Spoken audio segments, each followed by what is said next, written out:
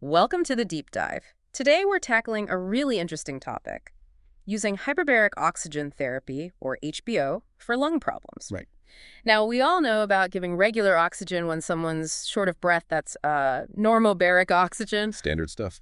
But what happens when you deliver oxygen under more pressure? That's HBO. We've got a review article looking at a bunch of studies on this. Yeah, and it's interesting because, regular oxygen is so common. Hmm. So the question is, when would you even consider this more intense HBO approach? Exactly. So our mission today is to kind of pull apart this review. We want to understand how HBO actually affects the lungs, Even healthy lungs. where it might potentially help with specific lung conditions, and crucially, when it's definitely not a good The idea. contraindications, yeah. Super important. Okay, so let's dive right in. What's going on inside our bodies, like with blood flow in the lungs, when we're exposed to this high-pressure oxygen? So the review talks about these significant hemodynamic changes they saw in healthy people. Hemodynamic changes. Yeah. Remind us what that means. Yeah, it's basically just changes in how your blood is flowing. The pressure, the volume, how the heart's pumping. Got it. And one study they mentioned looked at people breathing pressurized air versus pressurized oxygen.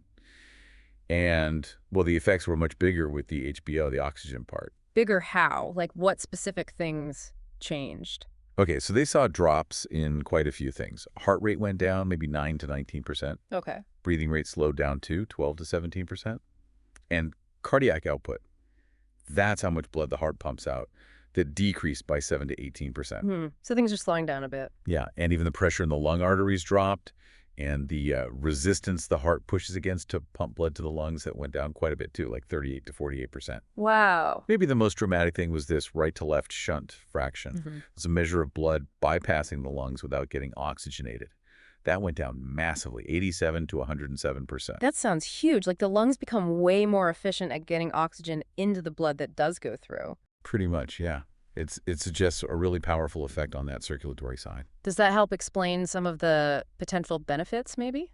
Or risks? It's definitely a big piece of the puzzle. Now, what about the actual gas exchange? Oxygen in, CO2 out. Right, the lungs' main job. What did they find there? Well, interestingly, even with all that extra oxygen flooding the system, the CO2 levels in the blood coming back to the heart actually went down. Huh. Less CO2. Why? It suggests some complex stuff happening at the tissue level, maybe affecting how CO2 is produced or transported when oxygen is so high. Also, while oxygen levels, partial pressures and content, went up in both arterial and venous blood, as you'd expect. Makes sense. Things like stroke volume, how much blood per beat, and overall oxygen delivery and consumption, those didn't really change. So the body wasn't necessarily using more oxygen overall. Not overall consumption, no. But oxygen extraction, how much oxygen the tissues pull out of the blood passing by, that jumped up by 37%. Ah, okay. So the tissues got better at grabbing the oxygen that was delivered. Exactly. And this fits with other studies showing HBO tends to lower heart rate and cardiac output. Yeah. It's like the body adapts to this super oxygenated environment by becoming more efficient at extraction. Okay, super efficient oxygen extraction. Got it. Now, what about the lung tissue itself, the mechanics of breathing under pressure? Yeah, the review looked at lung mechanics too. So at 2 atmospheres, or 2 ATA, breathing normal air, they didn't see changes in respiratory compliance. Compliance, like how stretchy the lungs are. Exactly, how easily they expand. But if people breathe pure oxygen at that same 2 ATA for longer, like 6 to 11 hours, then lung dynamics did decrease about 15%. Okay, so longer exposure starts to have an effect. What about typical shorter treatments? Right. For more standard 90-minute sessions at, say, 2.4 ATA, they saw some changes, but they were temporary. Things like increased airway resistance, lungs feeling a bit stunner, people couldn't exhale quite as much air, and their breathing rate slowed down. But temporary, you said. Yeah, back to normal within about 2 hours after the session ended. So that's, encouraging for the usual treatment protocols. That does sound manageable. But what if you push the pressure higher, say 3 ATA? At 3 ATA for 90 minutes, they did see that lung stretchiness, the compliance, go down.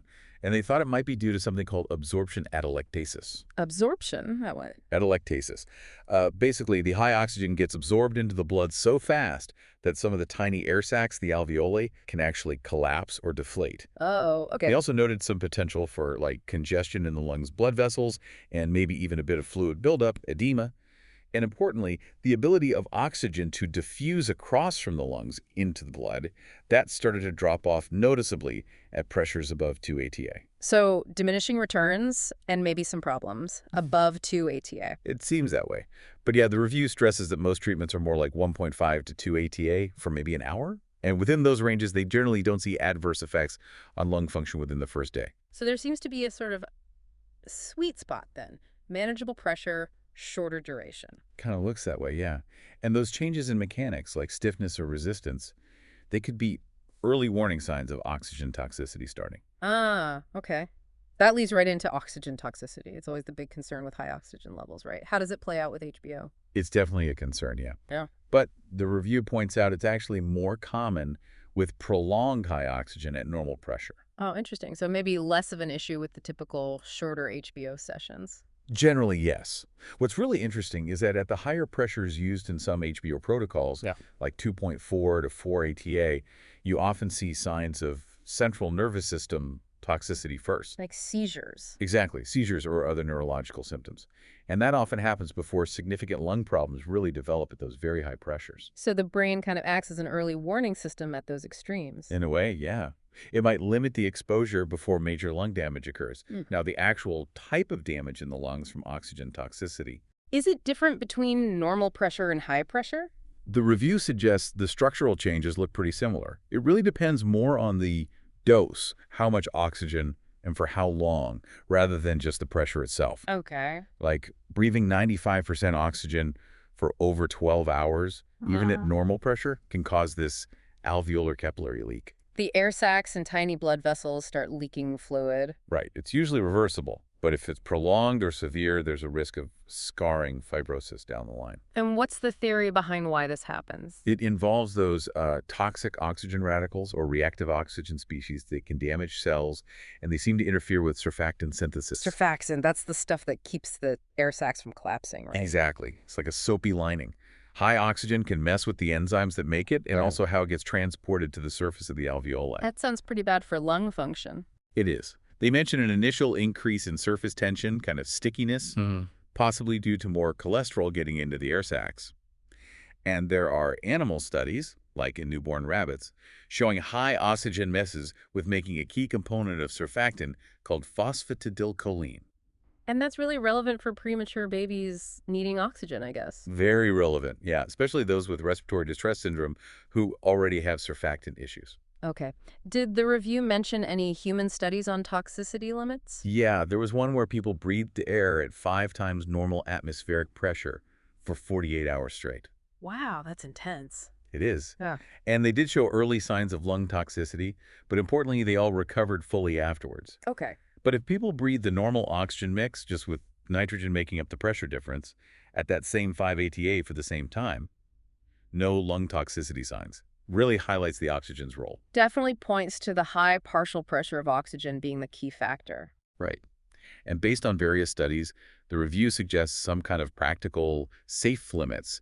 Might be something like daily treatments at 2 ATA for 60 minutes, maybe for up to 2 weeks, or 2.5 ATA daily for maybe a week. So defined protocols seem generally safe within limits. Within limits, yeah. But they also note that even shorter exposures at higher pressures, like 3.5 ATA for just 3.5 hours, could cause measurable dips in breathing function, both inhaling and exhaling. Still finding those boundaries. What about the mechanism of injury at higher pressures? You mentioned the CNS link earlier. Yeah, it seems that those higher pressures, 2 to 3 ATA, the lung injury might happen faster but involve less inflammation. And neurological events often precede the lung problems. Interesting. And some research hints that blocking certain nerve signals, like inhibiting an enzyme called NNOS, or even cutting the vagus nerve, might reduce this lung injury. Suggests a strong nerve pathway involvement. A brain-lung connection in oxygen toxicity. Yeah. Fascinating. The review also mentioned something called HBO preconditioning, HBO-PC. Yes. This is a really cool concept. The idea is that giving short, repeated exposures to HBO might actually protect the lungs against later, more severe oxygen injury. Like training the lungs. Kinda, yeah. Studies in rats showed HBO-PC reduced damage markers from high oxygen, lowered oxidative products, and actually boosted the body's own antioxidant enzymes. How does it do that? A key player seems to be an enzyme called heme oxygenase 1, or HO1. Upregulating HO1 seems crucial for the protection. If you block HO1, the protective effect of preconditioning disappears. Wow. They also mentioned that just alternating HBO sessions, say at 2 ATA, with periods of breathing normal air, can also help prevent toxicity. It's like giving the lungs recovery breaks to build resilience. That's a really smart approach. Okay, so I've covered effects on healthy lungs and toxicity. Let's pivot to actual clinical uses. Okay. Where might HBO fit in for specific lung conditions? The review starts with respiratory insufficiency. Right. So general difficulty breathing. They mentioned an older study back in '78 where low-pressure HBO for short durations helped people with both restrictive and obstructive lung disease. It improved their oxygen levels, helped balance their body chemistry, resolved acidosis, Okay, some early positive signs. and animal studies, like in rats with induced respiratory failure, showed HBO at higher pressure, reduced mortality, and prevented some structural lung damage, that wet lung syndrome. What about more severe situations? Well, there's a really interesting case report about using lung lavage, literally washing out the lungs inside the hyperbaric chamber. Washing the lungs under pressure. Yeah, for a condition called pulmonary alveolar proteinosis, where this milky stuff builds up. Doing the lavage under HBO apparently allowed them to maintain gas exchange better, use less extra oxygen, and do a more effective washout. The patients improved significantly. That sounds very specialized, but potentially really helpful in that specific case. What about something much more common, like COPD? Yeah, for COPD, the review is clear. Normobaric oxygen, regular oxygen, is the standard. But it does mention one study where breathing pressurized air, not pure oxygen, at just 1.25 ATA, seemed to improve exercise tolerance in COPD patients. Pressurized air, huh? Not HBO, exactly. Right. Their oxygen saturation was comparable to using regular nasal oxygen. So maybe some benefit from pressure alone in some cases. But and this is a big but. The review strongly emphasizes that emphysema, especially with bullae, those large air sacs, Yeah. is a contraindication, a reason not to use HBO or even hyperbaric air. Risk of lung collapse. That's a critical takeaway for COPD. Absolutely critical. Okay, moving on. What about asthma? For acute asthma attacks, they mention the standard treatments first, of course. But then they look at HBO studies. One from the '80s showed about half of adult patients improved with several daily sessions at 1.5 ATA. Half. Okay, any caveats? Yeah, it seemed less effective in patients who were dependent on steroids. But interestingly, in kids having an attack, HBO reportedly eased their shortness of breath during the session. So maybe more for acute relief or milder cases. Possibly. Another study suggested HBO might help normalize how the body handles steroid hormones in asthma, again with better results in milder cases. Any larger studies? There was one with nearly 400 patients with treatment-resistant asthma. They got HBO at 2 ATA for an average of 24 sessions. And the results? Pretty mixed, actually. About 47% had good results. Fewer attacks, stopped meds. Another 42% had satisfactory results, meaning they could reduce their meds. But 11% saw no effect. So it might help some people who aren't responding to other things, but it's definitely not a guaranteed fix. Exactly. It suggests a potential role for a subgroup, but we need way more research to figure out who benefits and why. Okay. What about other inflammatory lung conditions, like bronchitis or pneumonia? For dust-induced bronchitis, one study reported improvement in almost 90% of patients getting HBO based on exercise tolerance and blood gases. That sounds promising for that specific type. Pneumonia? More cautious there.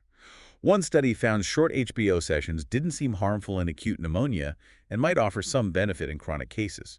But they warned against it if CO2 levels were high, unless the patient was ventilated. Right, the ventilation safety net. Another study, this one in young kids with severe pneumonia, combined HBO with antioxidants.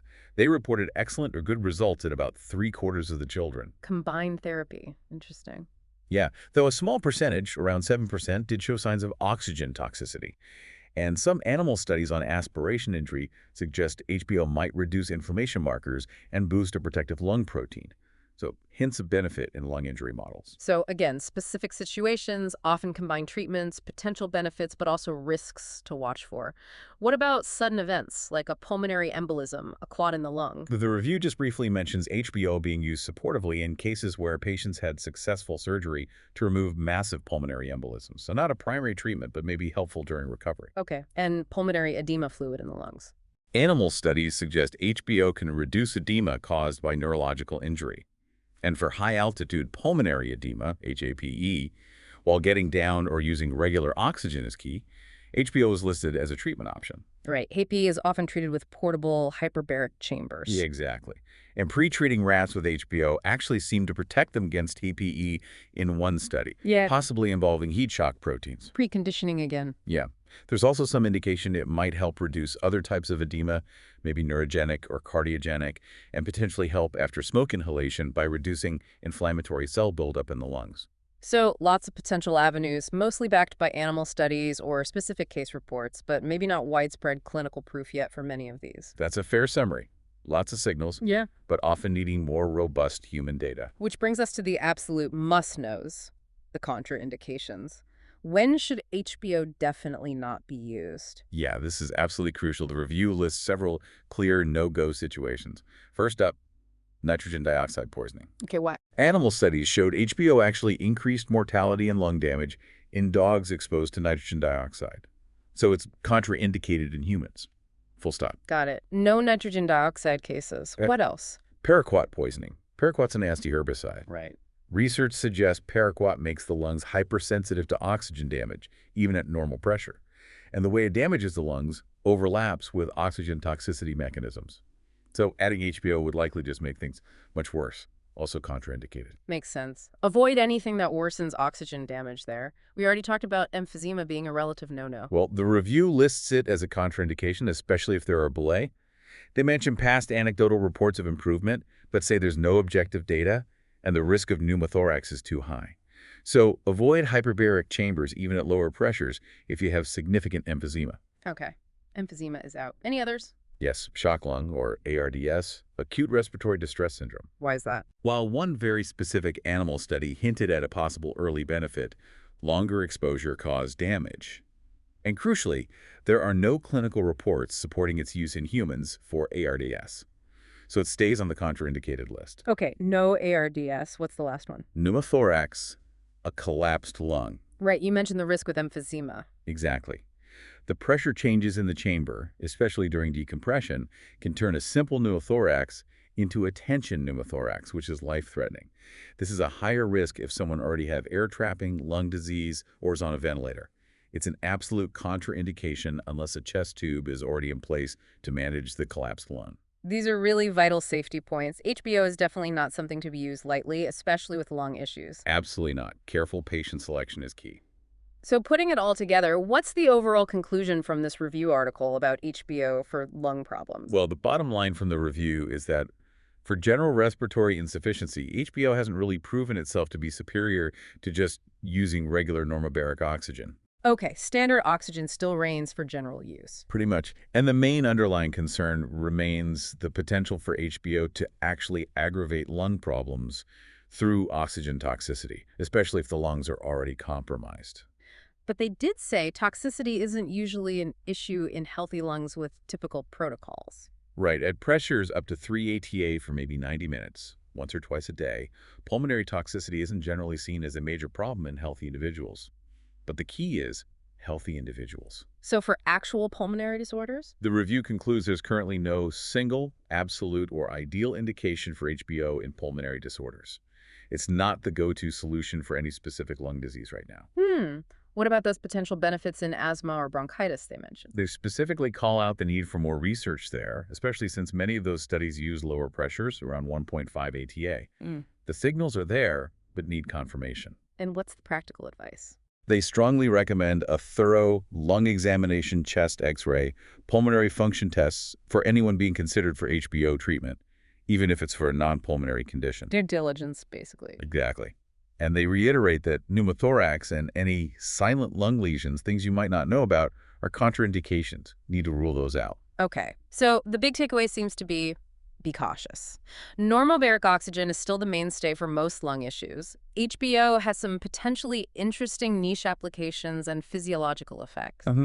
Definitely some unique effects. But it carries real risks and definite contraindications that have to be respected. Precisely. It's complex. You see these significant hemodynamic shifts, this potential for preconditioning, but then these very clear situations where it can cause harm. It's not straightforward. Absolutely. And for you listening, hopefully this deep dive gives you a much clearer picture of the nuances involved when you encounter discussions about HBO therapy for lung conditions. It's not just more oxygen is always better. Not at all. Mm-hmm. Which kind of leads to a final thought, doesn't it? Mm-hmm. Given the research that is ongoing, Mm. and these specific areas like preconditioning or maybe those asthma subgroups where HBO seems to show promise, Mm-hmm. what advancements or maybe better ways to pick the right patients could actually expand HBO's role in respiratory medicine in the future? That's a great question. Will we see more targeted uses develop? It's definitely an area worth keeping an eye on.